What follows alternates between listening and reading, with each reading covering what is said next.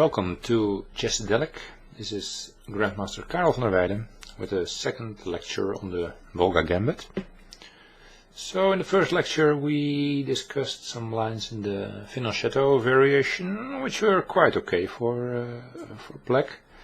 And now it's time to show you something about what in my opinion is the biggest problem for black, and that's the main line.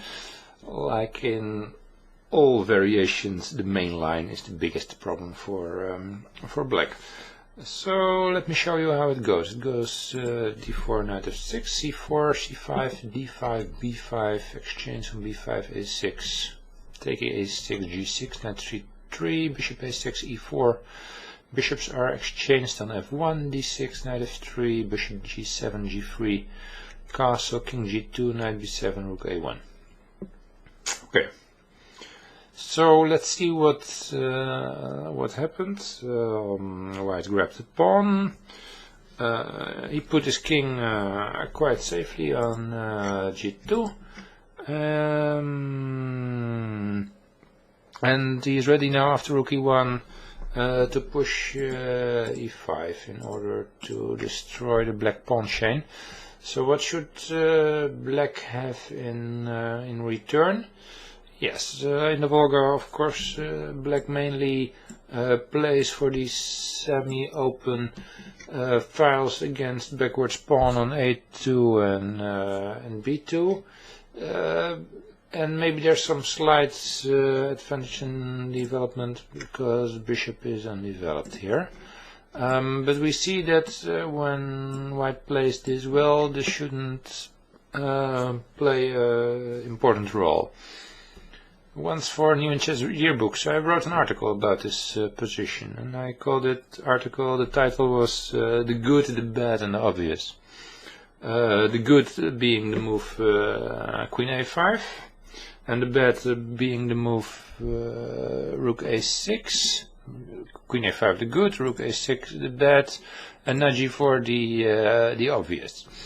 And well, nothing to do, of course, with the famous Western, where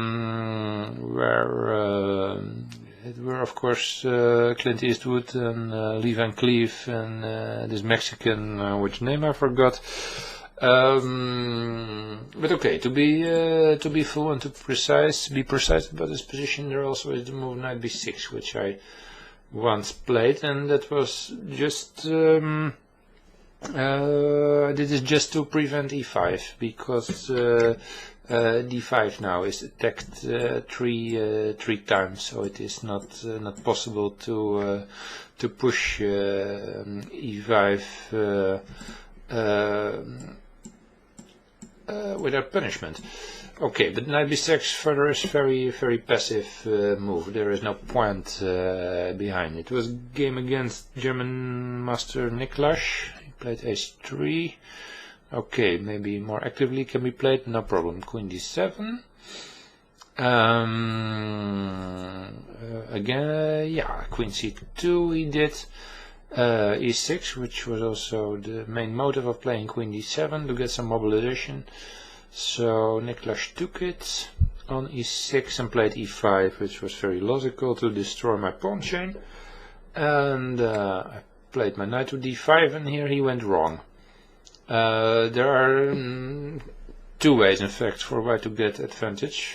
First way is aggressive way, to exchange knights and push the pawn, e6, queen c6, e7, rook e8, queen e2, and well, I think dealing with this pawn on e7 is well, quite a problem for black actually. There's also a quiet way after knight d5, that's just playing it positionally, taking on d6, knights are exchanged, queen takes e6, bishop f4, queen d5, rook d1, another exchange on a2, red takes e6, knight f4, c4, and, well, to be honest, white is just a pawn up. So that's what Niklas should have done, because in the game he played knight e4, and I could sack a second. I could sack a second pawn with c4, knight takes d6, knight b6, knight b4. And after queen e4, knight d3, I had some chances and some initiative against white position. Okay, so that was knight b6. So let's concentrate now on the alternatives. So first there's the bad rook a6. I had this once against game against Zoltan Gimezi. In fact, I had more encounters with Zoltan and Gimezi in the Wolga Gambit, and I have very bad experiences against him, but he's a strong player, he understands the game very well. And he also understood that he shouldn't lose time here, because as we saw, Niklas already did it, playing h3. h3 in most of cases is losing time. We see that white should play more direct, as Gimezi did, queen c2. And the idea of rook a6 come out now, queen a8, and it's a sort of double function. I mean, he's threatening over the a file with two pieces with the heavy artillery, but there's also a vis-a-vis on the diagonal, queen e8 and king g2. So he wants to. I want to push e6 in the future, and well, we know who knows what happens there on this diagonal. So okay, those are the positional ideas behind this maneuver. But Gimezi, he knew what to do. He played a4, so neutralizing the threats along the h file, and okay, in the game I played rook b8, and later I checked that e6 in fact was not possible. There were a game of two Hungarians, Horvat against Siebert, but if white plays this well, he should get major advantage. Knight b5, queen b7, bishop f4, just going for the weak point on d6, exchange on d5, knight takes d5, bishop takes d6, rook c8, rook a1. You see that white is very well centralized, and on the other hand the black pieces, well, they're just standing a bit aside, and it's not a surprise that it should lead to major advantage for white. Knight b4, queen b3, knight c6, rook e3, rook b6, queen d5, just central play, putting your pieces on central squares. That's how to do it. Queen f6, and the pawn on c5 could also be taken, and knight g4, rook e4. I mean, this went nowhere, and well, white is just two solid pawns up. So against Gimezi, I decided to play rook b8, but that's not better. He defended with b3, knight e8, in order to activate my bishop on g7, and bishop g5 was a very clever move. Now I have to decide if I give away the e7 pawn or play the positional suicidal f6 or put a knight back on f6, but well, all these alternatives are bad. So I put my rook on b6, and there in fact only was one cheap trick. If he plays knight e2, there is tactics with c4. He can take with his knight because b3 is hanging, and taking with his pawn there are some rook b2 things. But okay, of course he saw this, and Gimezi played rook b1, and now c4 didn't make sense as a matter of fact, but well, you have to do something. So he took it, I took on c3, there was major exchange here, rook b6, knight b6, queen c3, knight a4, queen a1, knight b2, queens were exchanged, and he grabbed his pawn on e7, I grabbed the guy on c4, and he played very energetic e5, and we got an ending where I was a solid pawn down, exchanges on e5, and I lost it as a matter of fact quite quickly because of passive knight on e8, and he has good bishop, king g7, bishop b4, knight f6, d6, rook a6, g4, h6, h4, he just has to drive my knight away, and then the road to d8 is clear. Rook a4, rook b5, and it was time to resign, as I did. So much for the bad. And we come now to the obvious, because, well, you should say that White forgot to play h3 in order to defend against maneuver knight g4, knight e5. So it makes sense to try to profit from that and put the knight immediately on g4. And now White has to play accurate. Still in some books, knight e2 is advised, but here Black has quite good counterplay. Knight g e5, queen e2, knight b6, f4, knight d7, and well, it seems that White has come a bit too quickly with his wave. These pawns can become vulnerable, and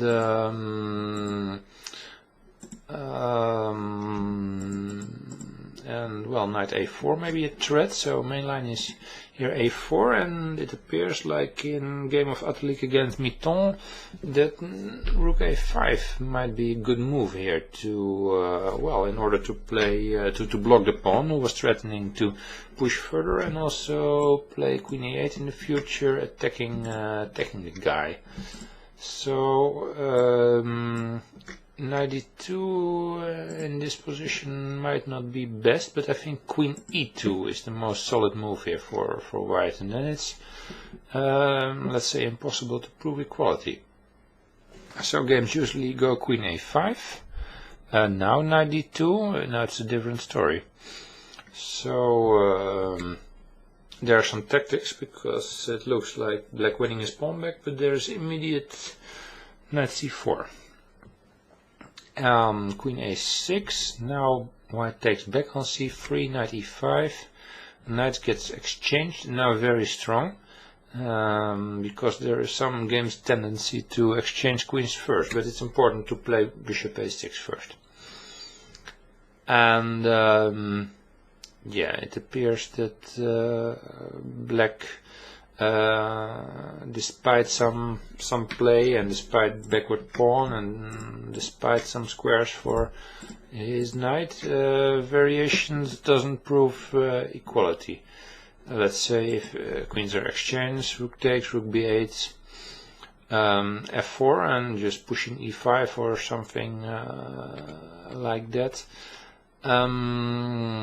Rook c8, in that case White exchanges queens, f4 comes, knight g4, bishop g5, and it's impossible to catch bishop because the knight is also caught, and in the end you will always get an ending with his pawn down. So yeah, so I had this against Austrian master Donner, I remember, and after bishop h6 I decided to put my rook here.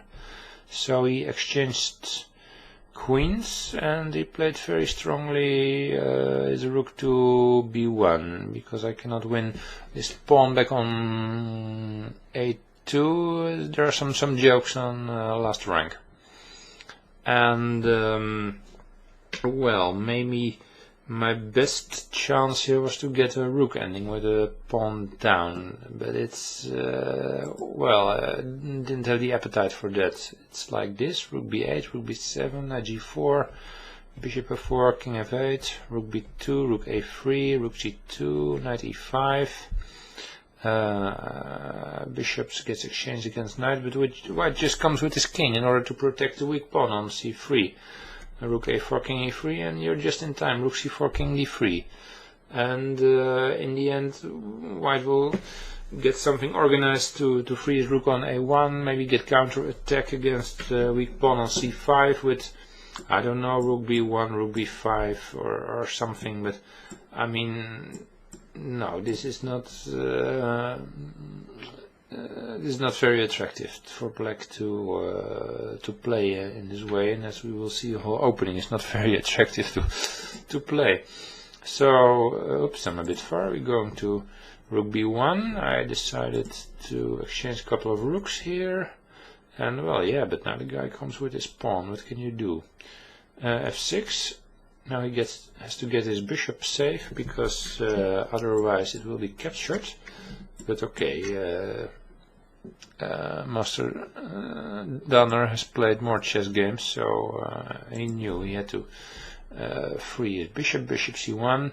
Well, I have to stop this pawn at one stage. a5 comes. It has no use to